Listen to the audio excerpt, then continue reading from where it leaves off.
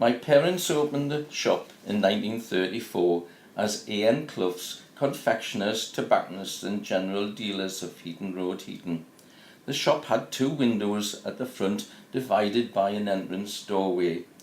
One was the sweet shop, filled to capacity, or so it seemed, as many of the boxes of loose sweets were dummied. That means that they all looked full but had packing underneath. And the other was known as the soap window.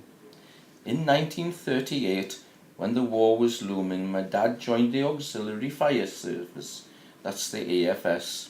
He was a part-time fireman based at several stations around Newcastle, but Heaton Park Road Fire Station, attached to the school, is dominantly in mind.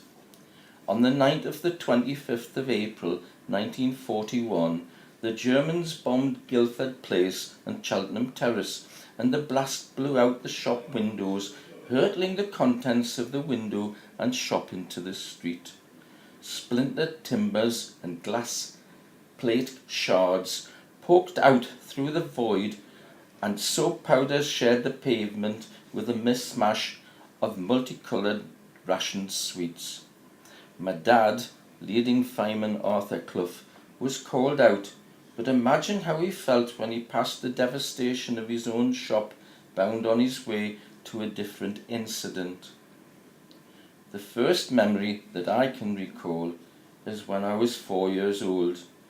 My mother took me to the front door, and we stared at the golden red sky that was ablaze with the light of the worst Newcastle upon Tyne fire of the entire war. During the night of the 1st of September 1941, 22 younger bombers were deployed in a raid over Newcastle. The huge depot and sidings of Newbridge Street goods station received direct hits by several incendiary bombs and an oil bomb. 300 tons of food were destroyed.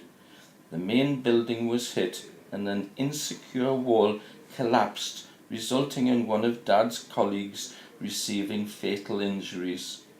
The store of margarine and sugar was fiercely alight, and Dad described the atmosphere as a fog of floating burnt sugar ash, so dense that the visibility was virtually nil. Dad fell through an open manhole, but his elbows got wedged in the hole. With water pouring down it, his hold getting weaker, and the noise and commotion drowning his cries for help, it was only when one of his men stumbled over him that he was pulled out in time and lived to survive the war.